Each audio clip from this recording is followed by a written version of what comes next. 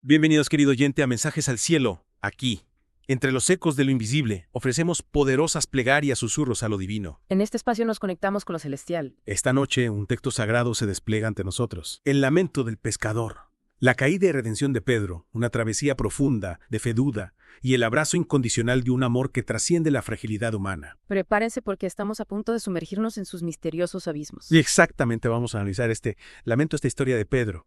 El texto evoca su vida temprana como pescador, ¿verdad? Manos curtidas, rostros quemado por el sol. Parece un hombre, pues, trabajador y común. Sí, un hombre sencillo sin pretensiones.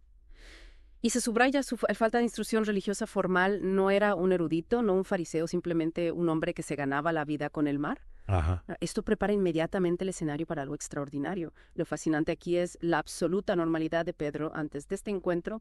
Subraya el poder transformador de la invitación que recibe. Absolutamente. Y esta invitación es tan sencilla, pero tan poderosa. Sígueme y te haré pescador de hombres. Así sin más lo abandona todo. Redesbarca toda su vida, tal como la conocía todo por esta promesa. Una entrega total. Lo que me impactó es que no fue necesariamente una comprensión teológica profunda lo que lo atrajo inicialmente, sino algo en la voz de Jesús que se sentía puro. ¿Qué te sugiere a ti esa respuesta inmediata de Pedro? ¿Qué nos dice sobre la naturaleza de las decisiones que cambian la vida? Ese es un punto crucial. El texto sugiere un reconocimiento intuitivo por parte de Pedro, una resonancia con algo auténtico y verdadero en Jesús. Esto habla del poder de la presencia y el profundo impacto que un solo encuentro puede tener.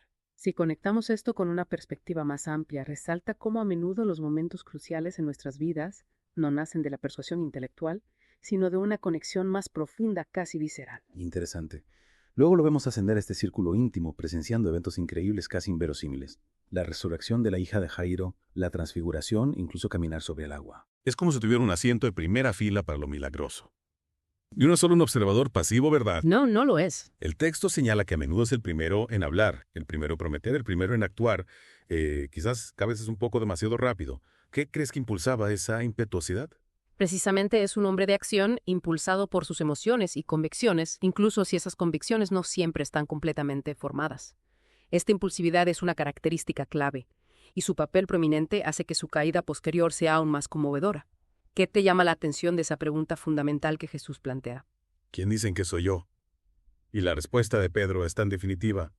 Tú eres el Cristo, el Hijo del Dios viviente.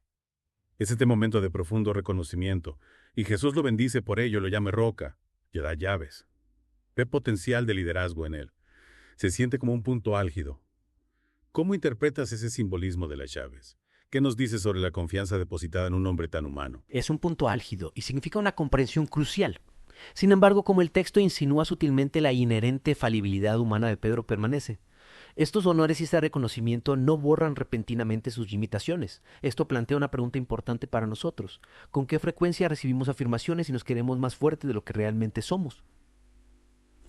Eso nos lleva directamente a la última cena y al juramento orgulloso de Pedro. Jesús predice que todos sus seguidores lo abandonarán esa noche. Y Pedro, con esa vehemencia característica, declara: aunque todos tropiecen, yo nunca. Es casi una ironía trágica, sabiendo lo que vendrá. Está tan seguro de sí mismo. ¿Qué revela es negación rotunda de la posibilidad de fallar sobre la naturaleza humana? El contraste es de hecho marcado. Hemos visto su valentía anterior desenvainando la espada, proclamando su disposición a morir por Jesús. Sin embargo, hay una diferencia crucial entre el calor del momento y la presión prolongada del miedo.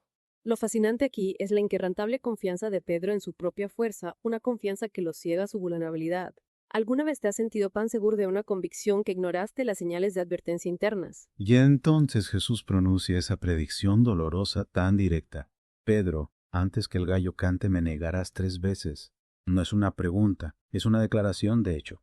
Casi se puede sentir el peso de esa profecía flotando en el aire. ¿Qué impacto crees que tuvo esa certeza en Pedro en ese momento? ¿La tomó en serio o la descartó por completo? La especificidad de la predicción antes que el gallo cante 3 veces aumenta su impacto.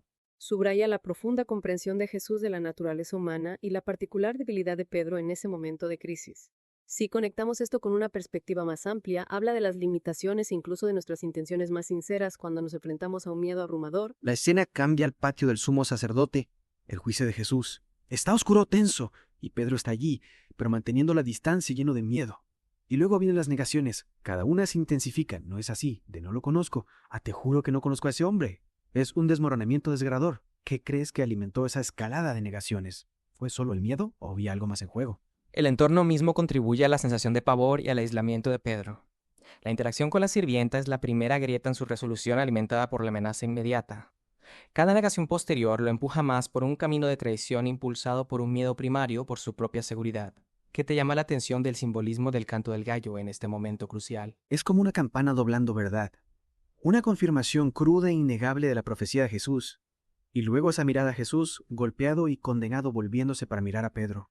El texto dice que esa mirada estaba llena de dolor y comprensión. No era acusatoria, pero la atravesó hasta la médula. ¿Qué poder crees que reside en una mirada así desprovista de ira, pero cargada de amor y tristeza? Ese momento de la mirada es fundamental. No es la ira o la condenación lo que quebranta a Pedro, sino el profundo dolor y amor en los ojos de Jesús. Es un reconocimiento de la profundidad de su fracaso ante ese amor inquebrantable. Esto plantea una pregunta importante. ¿Qué es más poderoso para provocar un verdadero arrepentimiento, la ira o la compasión? Y la reacción de Pedro es tan cruda, tan humana. No intenta justificarse, no pone excusas.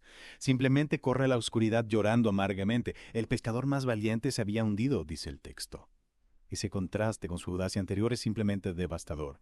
¿Qué nos dice ese acto de huir a la oscuridad sobre cómo lidiamos con la vergüenza y el remordimiento? La oscuridad a la que huyen no es solo física, sino también metafórica, la oscuridad de su vergüenza y desesperación. Sus lágrimas no son solo lágrimas de arrepentimiento, sino de un profundo sentimiento de haber traicionado a alguien a quien amaba y en quien creía. Este momento de total quebrantamiento es paradójicamente el comienzo de su camino hacia la redención. ¿Alguna vez has sentido un dolor tan profundo que tu única respuesta fue retirarte del mundo? Luego, después de la resurrección, encontramos a Pedro de vuelta a su antigua vida pescando de nuevo. Es como si se hubiera retirado de lo que conocía, quizás sintiéndose perdido e inseguro de su lugar. Un retroceso. Y entonces llega este misterioso encuentro en la playa con este hombre al que inicialmente no reconocen. ¿Qué crees que significaba para Pedro volver a esa rutina familiar después de lo que había sucedido? ¿Era una forma de buscar consuelo o una señal de desesperación? Hay una sensación de que la normalidad regresa, pero es una normalidad teñida por el peso de su fracaso. Su regreso a la pesca podría interpretarse como un retorno a una zona de confort familiar, un lugar donde no tiene que confrontar la enormidad de lo sucedido. La pregunta desde la orilla, ¿tienen algo de comer? Parece simple, casi mundana, pero prepara el escenario para algo extraordinario. ¿Qué significado encuentras en esa pregunta aparentemente casual? Y su respuesta es no han pescado nada.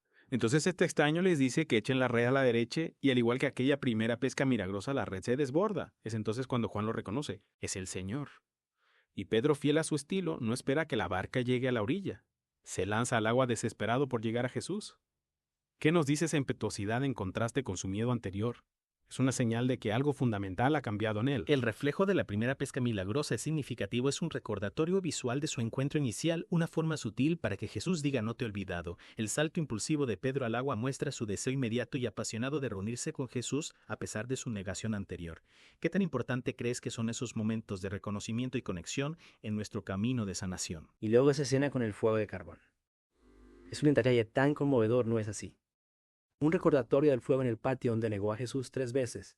Y ahora junto a este nuevo fuego, Jesús le pregunta 3 veces, ¿Pedro me amas?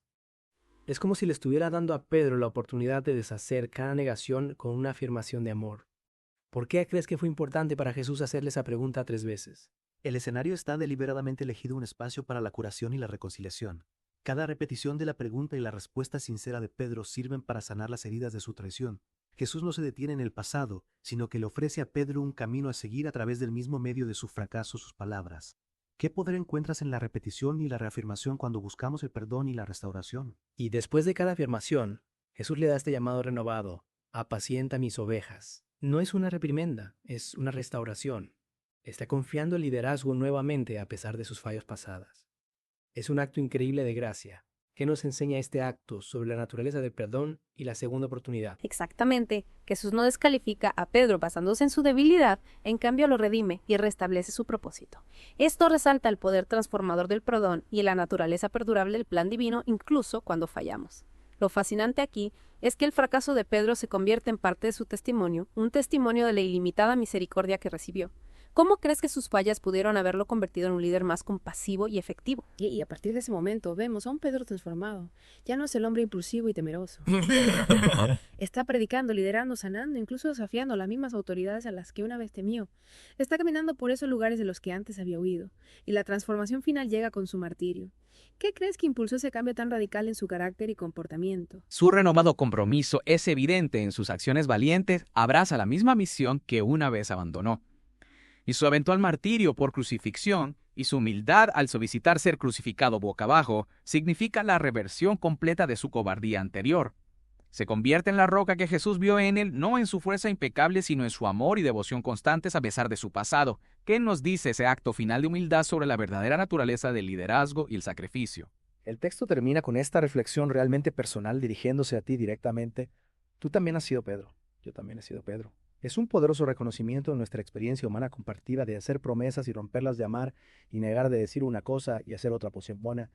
¿Qué pensamientos o emociones surgen en ti al escuchar estas palabras? Esta dirección directa crea una conexión inmediata contigo, el oyente subraya, la universalidad de la lucha de Pedro.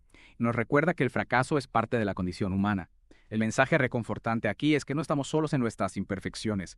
¿Qué consuelo encuentras en la idea de que incluso figuras veneradas lucharon con debilidades similares a las nuestras? Y ofrece este pensamiento reconfortante de que así como Jesús no abandonó a Pedro en su vergüenza, tampoco te abandonará a ti. Habla del fuego de la culpa y la posibilidad de un nuevo fuego de restauración, que Jesús no busca condenarte sino abrazarte y darte la bienvenida de nuevo, que el fracaso no tiene por qué ser el final de la historia. ¿Qué significa para ti la idea de un fuego de restauración después de experimentar la culpa o el fracaso? La metáfora de los dos fuegos es particularmente resonante. El fuego de la culpa representa el dolor de nuestros fracasos, mientras que el fuego de la restauración simboliza la curación y la renovación ofrecidas a través del perdón. La clave es que reconocer nuestra necesidad del amor de Cristo es lo que enciende ese fuego de restauración. ¿Qué pasos crees que puedes dar para permitir que ese fuego de restauración comience a arder en tu propia vida? El lamento del pescador resuena a través de los siglos, un testimonio de la fragilidad humana y la gracia divina. Que esta inmersión profunda en el corazón de Pedro resuene en tu propio viaje. Y ahora, querido oyente, para que no te pierdas todos los videos y podcasts de misterio que presentamos en este canal, te recomendamos que le des like y compartas esta conversación. Aquí en Mensajes al Cielo, los misterios de la fe continúan desplegándose. Hasta nuestra próxima comunión con lo celestial.